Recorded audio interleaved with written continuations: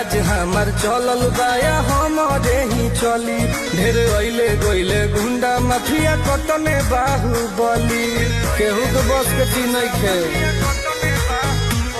इहा राज हमार चलल बाया हमारे ही चली ढेर अइले गइले गुंडा माफिया कतने बाहुबली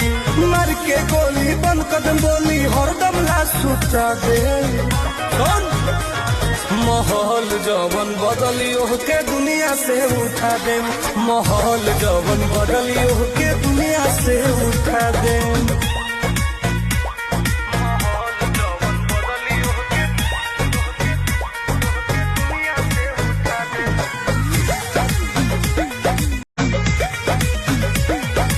राज हमार चलल बाया हमारे ही चली ढेर अइले गइले गुंडा माफिया कतने